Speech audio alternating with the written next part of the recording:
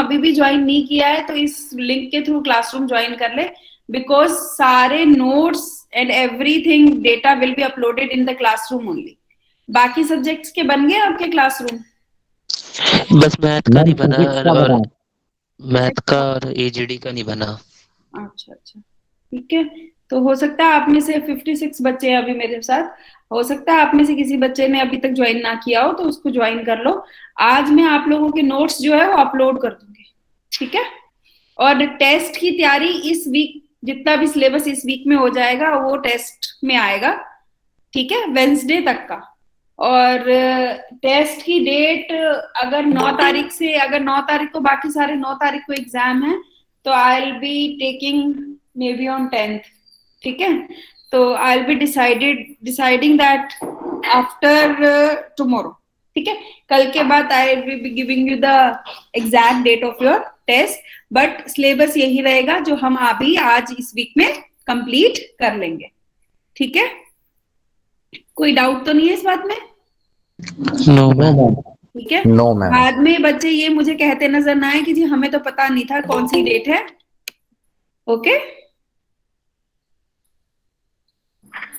तो अभी से थोड़ा सा तैयारी शुरू कर दो। और यशवंत का नित करके फर्स्ट 3 चैप्टर्स आपको पढ़ने हैं, पहले ही मैंने बताया था, लास्ट वीक मैंने तुम्हें क्लास में ही बता दिया था that you have to read those 3 chapters. और जो नोट्स मैं आज जो नोट्स मैंने पहले भेजे हुए हैं प्लस जो आज मैं अपलोड करूंगी क्लासरूम में, वो वाले नोट्स। ओके मैम कितने मार्क्स का होगा टेस्ट टोटल? टेस्ट आपका ये 30 मार्क्स का है। 4 आउट ऑफ 4 3 क्वेश्चंस आपको करने हैं। फर्स्ट क्वेश्चन मैंडेटरी है, जो कि मल्टीपल चॉइस या वन वर्ड या शॉर्ट आंसर टाइप होगा। आपके जो होंगे that will be long answer type. Okay, this will be the pattern. Okay ma'am, thank you. Ma'am yes, simple calculator वाला प्रोग्राम बता दो एक बार। हाँ, सिंपल कैलकुलेटर वाला प्रोग्राम मैं बता देती हूँ आप लोगों को। और कुछ? No ma'am. So let me first show you the calculator program only. Okay.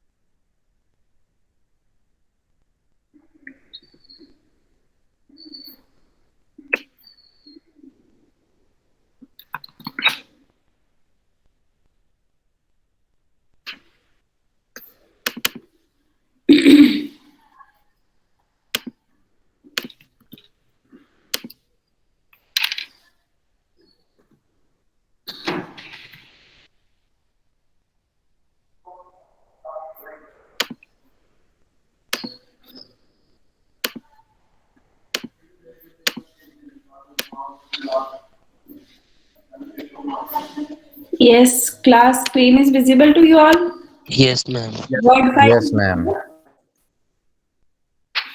ठीक है। ये जो प्रोग्राम है आप लोगों ने अगर किसी ने क्लास में कर लिया है तो ठीक है, otherwise you have to note it down. साथ साथ नोट कर लेना और क्लास में आपको परफॉर्म करना है, ठीक है। हो सकता है बहुत बच्चों का ये परफॉर्म ना हुआ हो, ठीक है।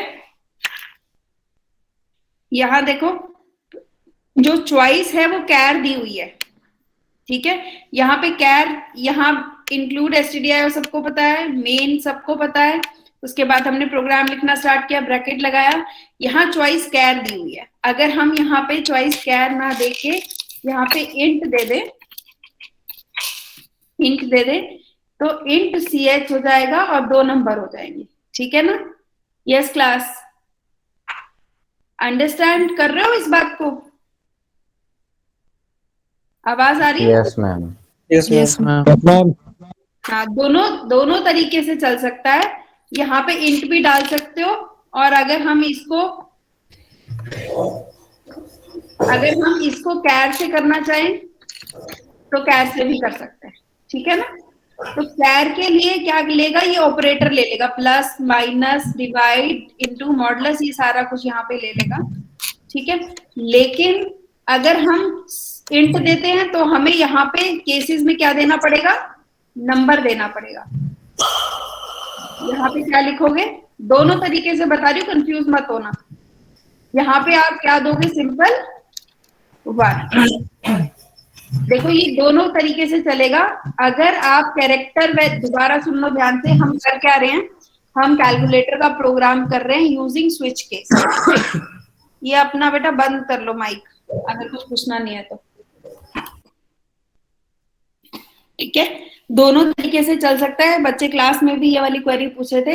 अगर हम कैरेक्टर देते हैं तो हम ये वाले ऑपरेटर लगा सकते हैं केस के अंदर, इस तरीके से, केस सिंगल कॉलन प्लस। तो अगर यूजर प्लस एंटर करता है तो वो इस वाले में जाएगा, ठीक है? अगर यूजर प्लस एंटर नहीं करता, अगर हमें नॉर्मल इंट से चलाना है, केस 1 2 3 4 से चलाना है, तो हम क्या करेंगे, यहाँ पे केस 1 डाल देंगे, ठीक है? एंड यहाँ पे आपको प्रिंट एफ चॉइस करानी पड़ेगी यूजर को 1 2 3 4 एज एन इंट, ठीक है? स्कैन एफ इंट कराने के लिए यहाँ क्या कर दोगे, परसेंटाइल सी की जगह, यस क्लास, इंटीजर को स्कैन एफ कराने के लिए परसेंटाइल सी की जगह क्या लिखोगे, परसेंटाइल डी करोगे, ठीक है? अब 2 नंबर यूजर से एंटर करा लो, एंटर 2 नंबर्स ए और बी एंटर करा लिए, num1 num2 दोनों। फिर यूजर से जो चॉइस एंटर कराई है 1 2 3, या तो केस होएगी, या फिर अगर कैरेक्टर वैल्यू ले रहे हो तो प्लस माइनस जो भी लगाना है आपको। उसके बाद कॉलन लगाना है। कॉलन क्या है, कीवर्ड है, सिंटैक्स है, केस या तो 1 उसके बाद कॉलन, या केस प्लस उसके बाद कॉलन। उसके बाद स्टेटमेंट्स लिखनी है जो कि आपको परफॉर्म कराना है। तो यहाँ पे आप, अगर यहाँ पे हम num1 num2 कॉमा सी ले लेते हैं, तो हम यहाँ पे सिंपल ये भी कर सकते हैं, सी इक्वल्स टू num1 num2 है यहाँ पे, तो num1 प्लस num2, ठीक है? और यहाँ पे ये स्टेटमेंट लिखने की बजाय ये स्टेटमेंट क्या कर रहा है, प्रिंट एफ के अंदर ही प्लस कर रहा है। हमने कहा अभी तक क्या सीखा है कि हम सी के equals to A plus B डालते हैं, और फिर प्रिंट एफ में क्या करवा देते हैं, परसेंटाइल डी, और यहाँ पे क्या कर दोगे,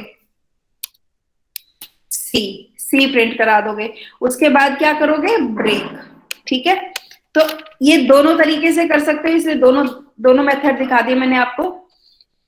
सी भी ले सकते हो, उसके बाद सी को प्रिंट करा सकते हो, या फिर प्रिंट एफ के अंदर ही percentile D minus percentile D. पहला परसेंटाइल डी किसके लिए है, num1 के लिए, दूसरा परसेंटाइल डी किसके लिए, num2 के लिए, और तीसरा परसेंटाइल डी किसके लिए, num1 माइनस num2 के लिए। तो डायरेक्टली वो रिजल्ट प्रिंट करा देगा। पहले नंबर 1 प्रिंट कराएगा, नंबर 2 प्रिंट कराएगा, फिर माइनस करके आपको आउटपुट प्रिंट कराएगा। ब्रेक स्टेटमेंट लगानी जरूरी है, बिकॉज ये केस सिंगल केस एग्जीक्यूट होगा। सिंगल केस एग्जीक्यूट होने के बाद ब्रेक स्टेटमेंट आपको इस लूप से बाहर ले आएगा। अगर हम ब्रेक स्टेटमेंट नहीं देते तो वो A1 by 1 सारे केसेस को एग्जीक्यूट कर देगा, ठीक है? दोबारा देखो क्या कर रहे हैं हम, चॉइस इज योर्स। आप इंट करके चॉइस एंटर करा रहे हो, या कैर करके चॉइस एंटर करा रहे हो। कैर करके चॉइस एंटर करा रहे हो तो आप यूजर को बताओगे प्लस माइनस इंटू डिवाइड, ये वाले ऑपरेटर वो यूजर एंटर करेगा ताकि वो केस को मैच कर सके। अगर हमें यहाँ पे ये वाली वैल्यूज नहीं डालनी तो हम ऑपरेटर नहीं मांगेंगे, हम 1 2 3 चॉइस मांगेंगे। स्कैन एफ करा ली चॉइस, फिर यूजर से 2 नंबर स्कैन एफ करा लिए, फिर स्विच लगा दिया। स्विच क्या है, कीवर्ड है।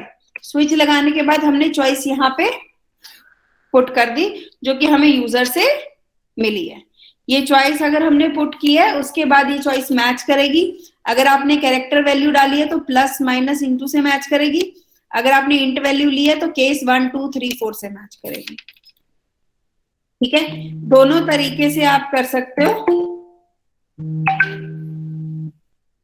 दोनों तरीके से आप कर सकते हो।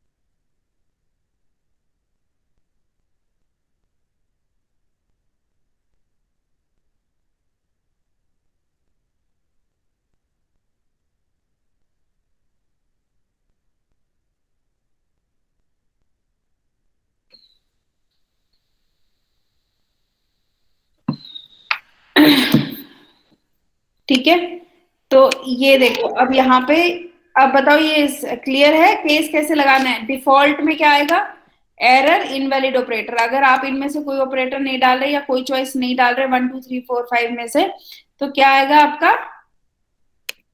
क्या आएगा, इनवैलिड ऑपरेटर आएगा और रिटर्न 0 करना है आपको। क्योंकि हम कह रहे हैं इंट मेन, मेन में क्या आगे लगा रहे हैं, इंट मेन लगा रहे हैं, इसलिए हमें रिटर्न 0 करना है। हाँ जी बताओ क्या क्वेरी है। यस क्लास,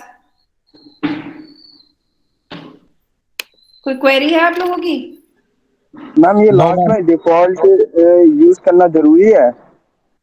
नहीं, डिफॉल्ट यूज करना कोई जरूरी नहीं है, मत करो। वो तो ये ऑप्शन होता है कि भाई अगर आप कोई भी केस नहीं यूजर डाल रहा तो फिर क्या आएगा आउटपुट, उसके लिए। ठीक है, ऐसा नहीं डिफॉल्ट के बिना केस नहीं चलेगा, चल जाएगा स्विच केस डिफॉल्ट के बिना। मैम आपने पहले वाले में प्रिंट है परसेंटाइल डी कॉमा सी कर रखा है, तो और बाकी वालों में भी कर सकते हैं ये हम? हाँ ये तो मैंने एक करके दिखा दिया ना तुम्हें। तो मैम बाकी लाइन में भी लिखना पड़ेगा C equals to num1 minus num2 semicolon फिर? हाँ हाँ हाँ ठीक है ना, या तो आप इस तरीके से चला लो या फिर आप इस तरीके से चला लो। ठीक है, तो दोनों वर्जन बताए हैं मैंने। अगर कंफ्यूजन हो रही है तो सिंगल वर्जन बता देती हूँ। कंफ्यूजन तो नहीं हो रही कोई? नहीं मैम अब क्लियर हो गया। ठीक है ना। No ma'am. क्योंकि आप लोग नेट पे ढूंढोगे तो नेट पे आपको ये वाला मिलेगा प्लस माइनस इनटू वाला। अगर हम क्लास में जैसे सिंपल केस स्विच केस करते हैं तो मैंने आपको केस 1 केस 2 केस 3 से दिखाया है। आपको समझ आ रही है बात? Yes ma'am. ठीक है ना। हाँ, तो बच्चे जो नेट से कॉपी करके लाए थे वो प्लस माइनस इनटू वाला लेके आए थे। हमने क्लास में क्या किया, केस 1 केस 2 केस 3 वाला किया, क्योंकि कैर मैंने अभी आपको बताया नहीं था यूज करना। ठीक है, अब भी दोबारा देख लो ये प्रोग्राम या लिख लो ये प्रोग्राम। समझ आ गया सबको? यस मैम लिख लिया। क्लास में किस किस का ये रन हो गया था? किसी का रन हुआ था स्विच केस वाला कैलकुलेटर का? यस मैम मेरा हो गया था मैम। अच्छा, कौन है ये मेरा? अनुज का? अनुज मैम। ठीक है, बाकी किसी का? नहीं मैम मेरा नहीं हुआ था।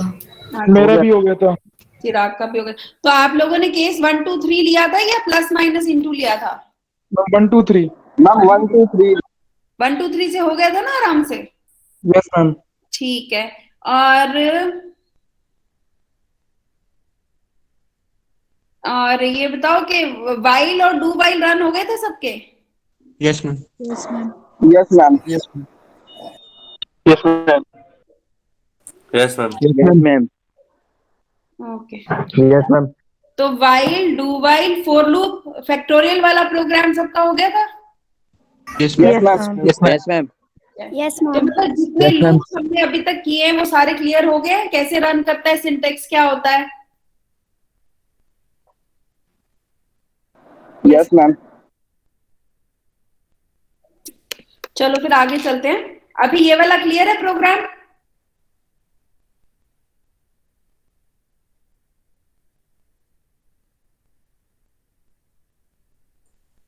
अब हम थर्ड उस पे आ रहे हैं, थर्ड कंट्रोल स्टेटमेंट पे, दैट इज जंप स्टेटमेंट। ठीक है, तो पहले ही बताया मैंने आपको, कई बारी समझा दी है ये चीज।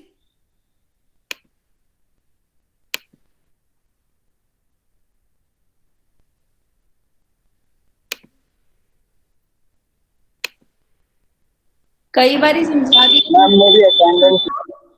जो कंट्रोल स्टेटमेंट है वो 3 कैटेगरीज में डिवाइडेड है। पहली है ब्रांचिंग या सिलेक्शन, दूसरी है आपकी आइटरेशन, जिसमें लूप्स आते हैं कि अगर एक स्टेटमेंट को आपने मल्टीपल टाइम्स एग्जीक्यूट कराना है तो कंडीशन सेटिस्फाई होती है तो वो मल्टीपल टाइम्स एग्जीक्यूट करता है जब तक कंडीशन सेटिस्फाइड रहती है। जैसे ही कंडीशन फॉल्स होती है लूप से बाहर आ जाता है, राइट। नेक्स्ट है आपका जंप स्टेटमेंट, जिसमें हम कोई कंडीशंस नहीं पुट ऑन करते। अगर ब्रेक डाल रहा है तो वो लूप से बाहर आ जाएगा, अगर कंटिन्यू कर रहा है तो कंडीशन सेटिस्फाई है तो कंटिन्यू करता रहेगा, और गो टू में हम डायरेक्टली स्टेटमेंट नंबर दे देते हैं कि हमें वहां पे जंप करना है। ठीक है ना। तो first control flow is break statement. Break statement का यूज अभी अभी हमने किया है, बताओ किसमें? सिंपल कैलकुलेटर में। सिंपल कैलकुलेटर वाले में कैलकुलेटर, किया है अभी। सिंपल कैलकुलेटर में कौन सा लूप यूज किया है जिसके अंदर हमने break statement? Switch ma'am switch switch case में हमने यूज किया है, उसके अंदर हमने स्टेटमेंट लगाई है ब्रेक। तो जब हमने ब्रेक स्टेटमेंट लगाई उसका क्या मीनिंग समझ आया आप लोगों को? जब हमने ब्रेक स्टेटमेंट लगाई तो उसका क्या मीनिंग समझ आया? अभी हमने किया ना? हाँ,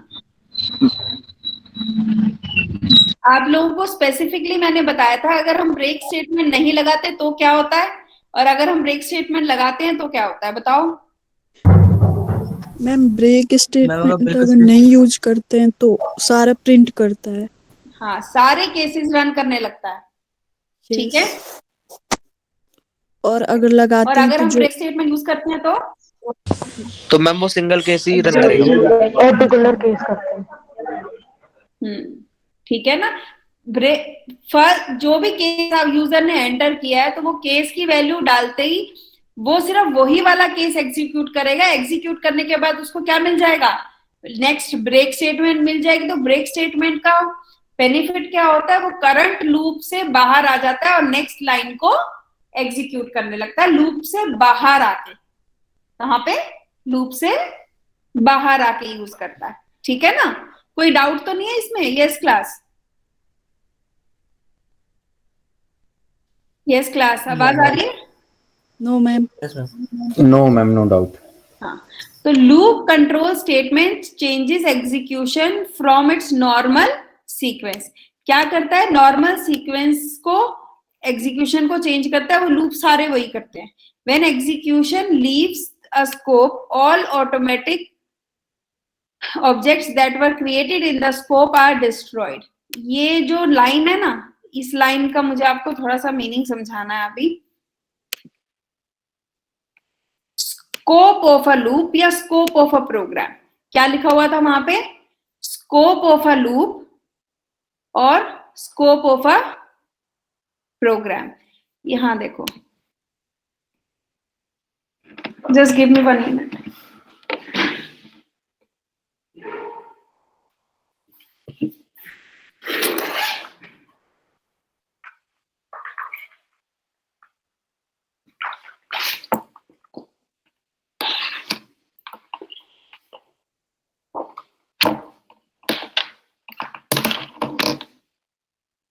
व्हाइट बोर्ड विजिबल है सबको? Yes ma'am. Yes ma'am.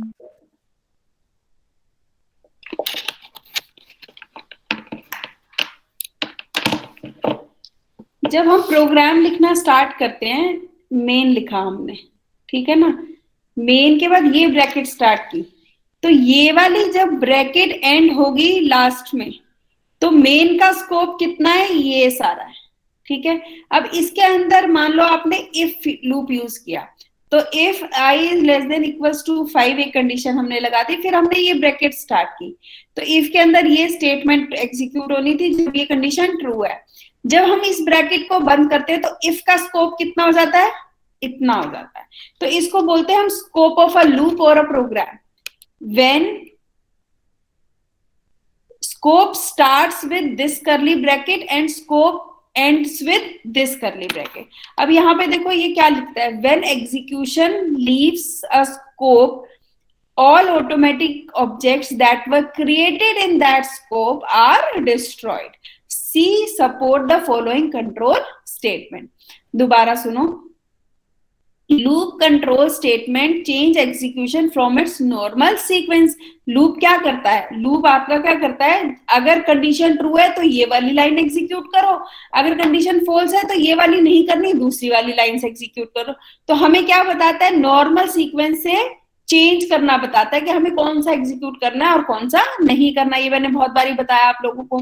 When execution leaves the scope, leaves the scope मतलब उस लूप से बाहर आता है। जब एग्जीक्यूशन क्या करता है, उस लूप से बाहर आता है। अब यहां पे देखो 4 का स्कोप कितना है बताओ, 4 लूप का स्कोप कितना है, सिर्फ एक लाइन का स्कोप है, ये प्रिंट कराएगा, ठीक है ना। इसका स्कोप यहाँ पे खत्म हो जाएगा, लेकिन ये किसके अंडर है, मेन के अंडर है। तो मेन कहां से स्टार्ट हो रहा है, यहां से स्टार्ट हो रहा है और यहाँ पे खत्म हो रहा है। जब मेन यहाँ पे खत्म हो जाएगा तो इसका स्कोप एंड होने का मतलब क्या है। क्लास व्हाइट बोर्ड विजिबल है? Yes ma'am.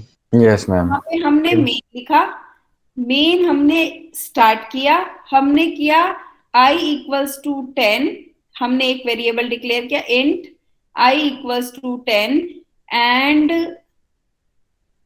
c and b, कुछ भी हमने यहाँ पे वेरिएबल डिक्लेयर किए। फिर हमने यहाँ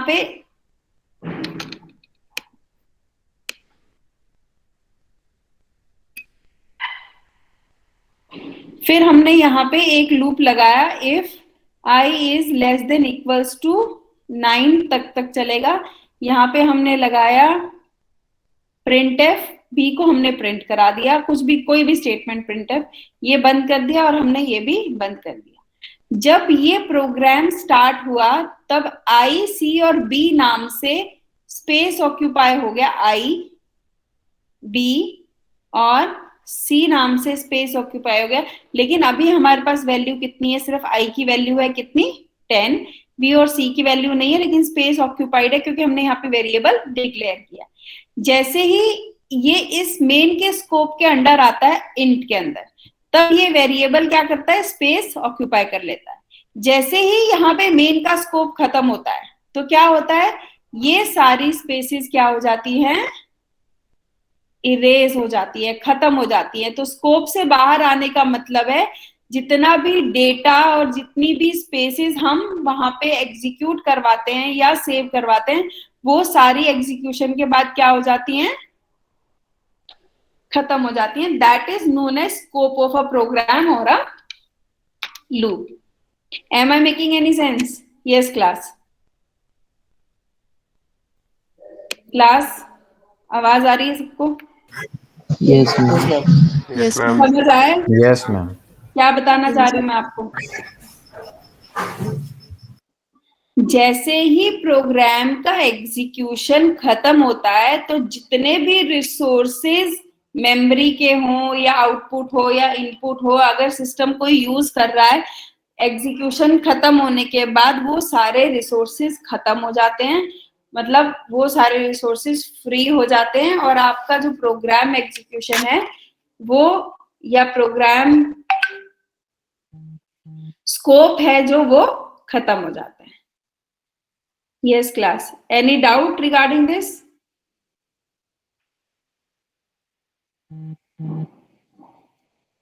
class any doubt? No ma'am. No ma'am.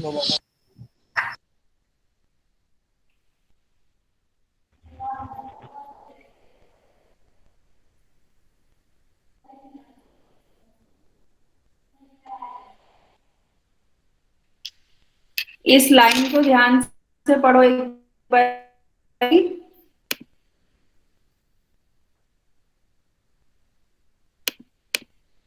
यहां से पढ़ो। Loop control statement.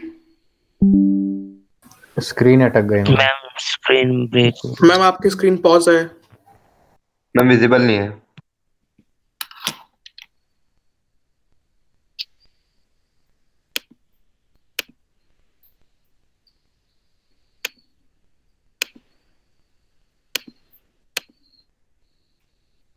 विजिबल है? Yes yes ma'am. मैम। ये पढ़ो जंप स्टेटमेंट।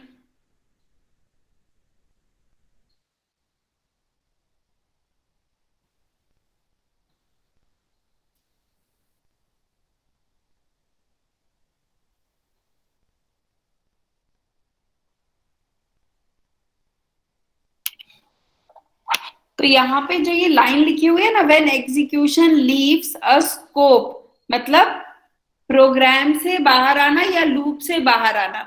तो लूप के अंदर या प्रोग्राम के अंदर जितने भी वेरिएबल डिक्लेयर किए थे, जो जो हमने मेमोरी स्पेस डाली थी, जो जो वैल्यूज असाइन की थी, स्कोप से बाहर आते ही वो सारी खत्म हो जाती है। ठीक है? Yes class. तभी ये लिखा all automatic objects that were created in the scope are destroyed. ये लाइन पढ़ो जो मैं इतनी देर से आप लोगों को समझाने की कोशिश कर रही हूँ, वो ये चीज है।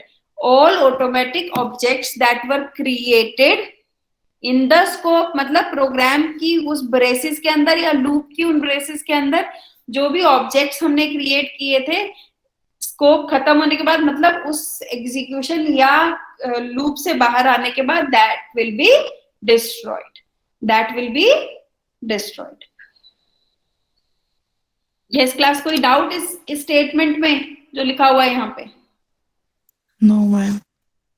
फर्स्ट आता है आपका break statement.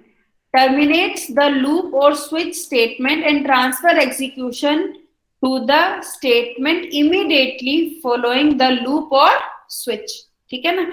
the break statement in C programming language has following two utilisations.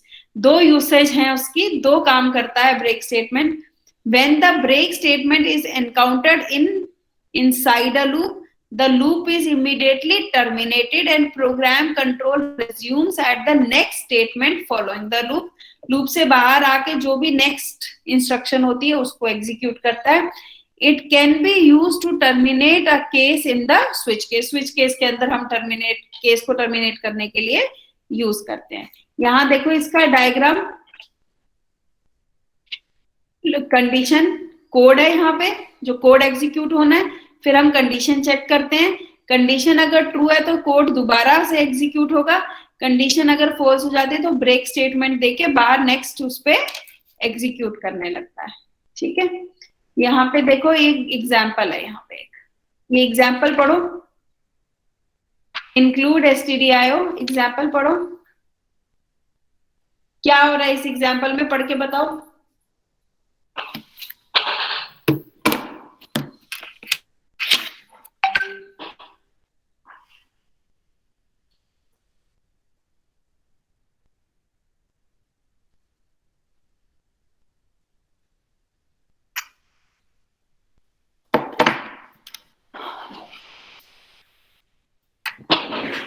Anyone बता सकता है कोई? यस मैम पहले हमने यहाँ पे इंट डिफाइन कर दिया, ए वेरिएबल डिफाइन कर दिया, इंटीजर क्लास का है और इसकी वैल्यू 10 दे दी।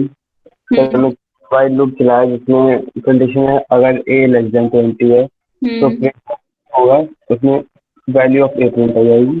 ठीक और है। नेक्स्ट लाइन में ए में एक इंक्रीमेंट होगा। तो मैम फिर उसकी नेक्स्ट लाइन में है कि if A is greater than 15, तो मैम ए की वैल्यू जब तक 15 से ग्रेटर नहीं आएगी जब तक उसे ब्रेक नहीं करेगा। तो मैम 15 तक ब्रेक आएगा वैल्यू से, फिर ब्रेक हो जाएगा loop.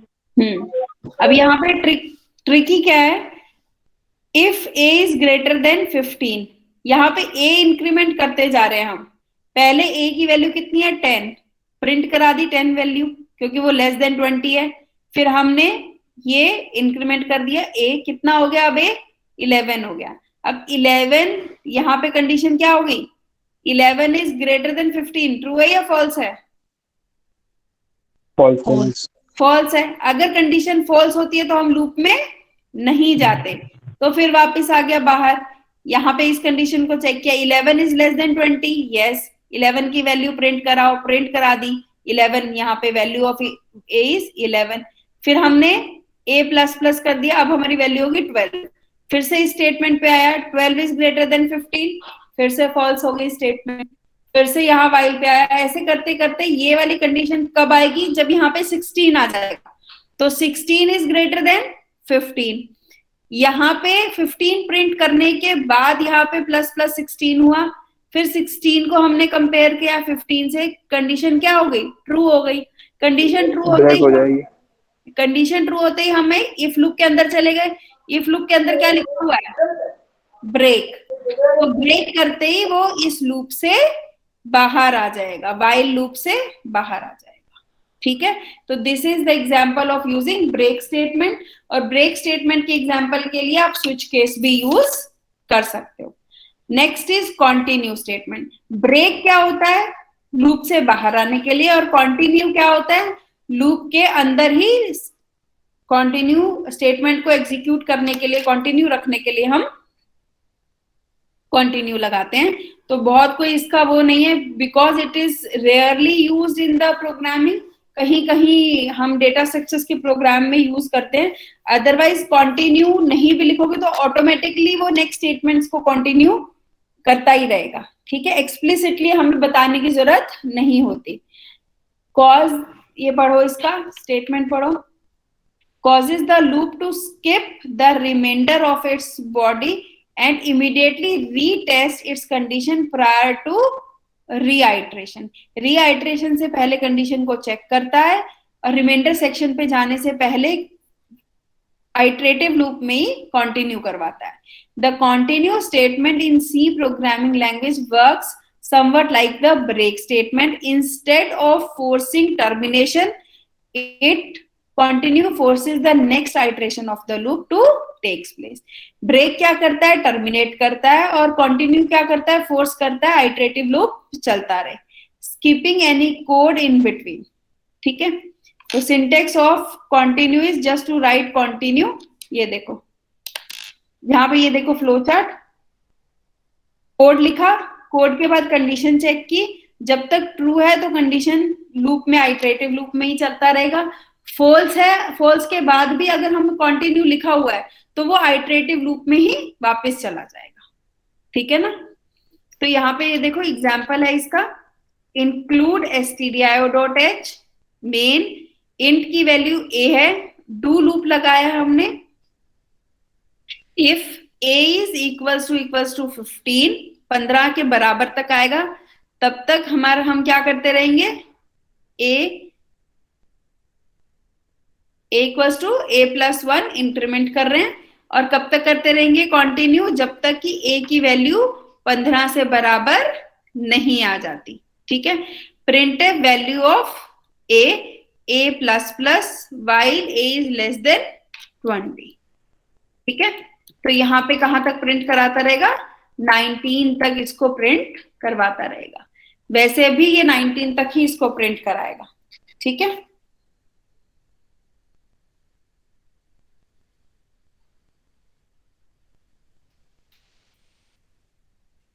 Okay ma'am.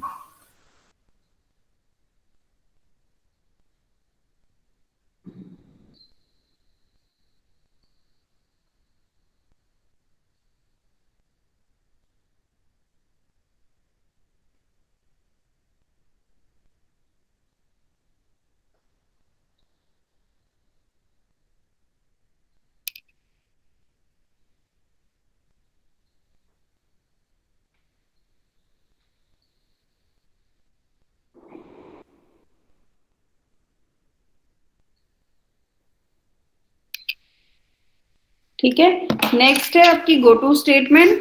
Go to statement क्या करती है, ये स्टेटमेंट्स है, इनके लेबल हमने लगा दिए, label 1 statement 1, label 2 statement 2, label 3 statement 3। अब यहाँ अगर स्टेटमेंट 1 के बाद लिखा होता है गो टू स्टेट लेबल 3 या स्टेटमेंट नंबर 3, तो वो डायरेक्टली स्टेटमेंट 1 के बाद जंप कर जाएगा किस पे, स्टेटमेंट 3 के बाद पे। अब यहाँ पे देखो, ये लेबलिंग होती है, ये मैं आपको प्रोग्राम करवाऊंगी, अभी थोड़ा सा बस समझ लो इसको। अगर हम ऐसे लिख के सेमीकोलन लगा देते हैं तो मतलब इस लूप का नाम क्या हो गया, लूप। इसको ABC कुछ भी लिख सकते हैं, इसमें लूप लिखा हुआ है अंडरस्टैंडिंग के लिए, इसको ABC 1 2 3 कुछ भी डाल सकते हैं इसमें हम, ठीक है ना। तो यहाँ पे हमने लेबल कर दिया, मतलब नाम दे दिया इस लूप को, डू लूप को हमने क्या नाम दे दिया, लूप नाम दे दिया, ठीक है ना। इसका स्कोप कहां से कहां तक चलेगा, यहां पे स्टार्ट हो रहा है और यहां पे एंड हो रहा है, ठीक है। If a is equals to 15, a को इंक्रीमेंट करो और गो टू लूप मतलब यहां इस स्टेटमेंट को एनकाउंटर होते ही कहां चला जाएगा, वापस यहां पे चला जाएगा। और कब तक यहां पे जाता रहेगा, जब तक कि ये इफ कंडीशन ट्रू होती रहेगी। जब ये इफ कंडीशन फॉल्स हो जाएगी तो ये इस स्कोप पे अंदर जाएगा ही नहीं, इस लूप के अंदर जाएगा ही नहीं, इससे बाहर आ जाएगा। बाहर हम क्या कर रहे हैं, प्रिंट कर रहे हैं वैल्यू a की और उसमें a++ कर रहे हैं। कब तक करेंगे, while a is less than 20। तो यहां पे देखो, यहां पे इस लूप से बाहर आने के लिए a की वैल्यू कितनी होनी चाहिए, बताओ क्लास, आवाज आ रही है, यस क्लास, 16 होनी चाहिए, ठीक है। तो 16 के बाद ये यहां से बाहर आ जाएगा। जब तक ये कंडीशन फॉल्स रहेगी तब तक क्या करता रहेगा, इसको प्रिंट कराता रहेगा। कंडीशन क्या है, 15 से इक्वल होना चाहिए a की वैल्यू। अभी a की वैल्यू कितनी है, कितनी है a की वैल्यू, 10, ठीक है। तो इसको हम बोलते हैं रिकर्जन भी बोलते हैं। रिकर्जन हम पढ़ेंगे अभी, अगर ठीक से समझ आ गया तो ठीक है, अगर नहीं भी आया तो we will do it again, ठीक है। सिंपल। आपने नेम क्यों दिया है इसे, लूप? इसको नेम क्यों दिया है, लूप? क्योंकि हमें गो टू को रन करने के लिए हमें बताना पड़ेगा ना कहाँ जाना है, लेबल देना पड़ेगा, नहीं तो सिंपल गो टू लिख के मैम लूप लिखने से कंपाइलर इसे अंडरस्टैंड कर लेगा कि हमें उसका कोई कंपाइलर अंडरस्टैंड करेगा। कंपाइलर ढूंढेगा ये कहाँ है, गो टू के बाद ये ढूंढेगा ये लेबल कहाँ पे है। तो या अगर यहाँ पे उसको लेबल मिल जाएगा तो वो इसके अंदर एग्जीक्यूट करता रहेगा, या यहाँ ये एनकाउंटर करने के बाद सीधा कहाँ पे आ जाएगा, यहाँ पे आ जाएगा। फिर से ये एनकाउंटर करेगा क्योंकि हमने लूप के अंदर डाला हुआ है, तो फिर से कहाँ पे आएगा, यहाँ पे आएगा, ठीक है। अब ये लूप जो है ये कीवर्ड नहीं है, ये सिंपल वर्ड है, यूजर डिफाइंड लेबल है। लेबल मतलब तो पता होगा, किसी चीज को नाम देना, लेबलिंग करना है ना, लेबलिंग करना तो पता होगा आप लोगों को, यस और नो? Yes ma'am. ठीक है ना। जब हम किसी सेट ऑफ स्टेटमेंट या सिंगल स्टेटमेंट को कोई नाम दे देते हैं तो वो हमें वो उसके नाम से आइडेंटिफाई करने लगता है। वैसे कैसे आइडेंटिफाई करता है, कोड नंबर, लाइन नंबर 1 2 3, जब आप कोड एग्जीक्यूट करते हो तो लाइन नंबर आते हैं ना वहां पे नीचे, किस लाइन में एरर है ये लिखा हुआ है, ठीक है। लेकिन अगर हम किसी लाइन को एक्सप्लिसिटली नाम देना चाहें तो हम नाम लिख के कॉलन लगा देते हैं, तो that line is identified by this particular label, ठीक है। Okay ma'am. अभी के लिए थोड़ा सा बस इतना समझो कि गो टू स्टेटमेंट के आगे अगर हम कुछ भी लिखते हैं तो वो लेबल पे वहां पे जंप कर जाता है, बजाय कि एग्जीक्यूशन कंटिन्यू रखने के लिए, ठीक है ना। तो बेसिकली कर क्या रहे हैं हम जंप स्टेटमेंट्स में, क्या कर रहे हैं जंप स्टेटमेंट्स में,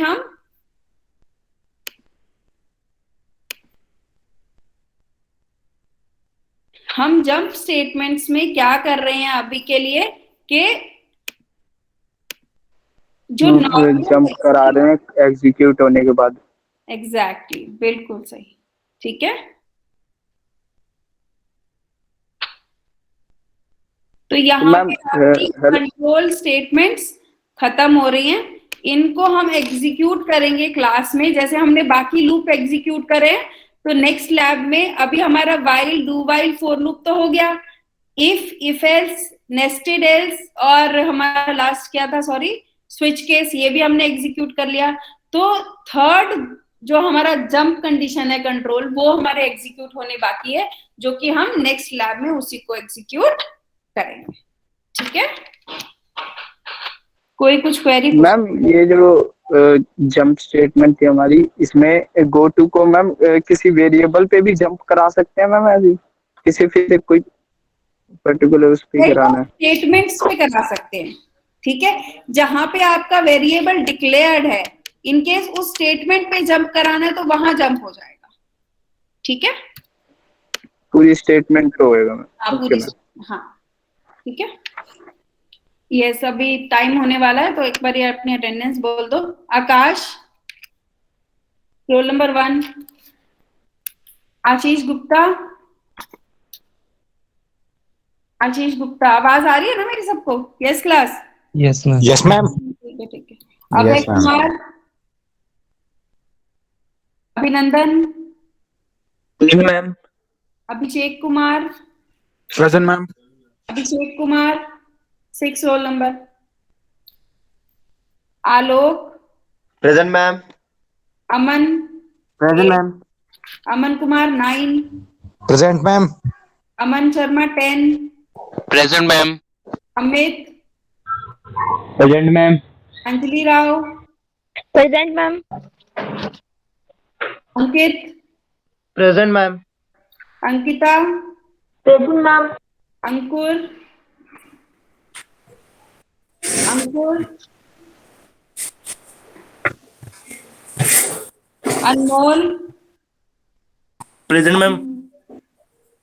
Anshul, present ma'am. Anuj, Anuj, Anupama, present ma'am. Present ma'am. Anupama, present ma'am. Anurag, present ma'am. Ma'am मेरी लगी मैम रोल नंबर 18 अनुज। लग गई। अनुराग ठीक है। Present ma'am. 21, Apurva, present ma'am. Arjun, present ma'am. Arun, present ma'am. Arvind, present ma'am. Bhanu, present ma'am. Bhavya, Bhavya, Bhavna, present ma'am. Bhushan, present ma'am. Bittu, present ma'am. Chirag Garg, Chirag Garg, Chirag Present, ma'am. Tyagi, present ma'am. Deepak Kumar, Dipankar, present ma'am. Dev, present ma'am.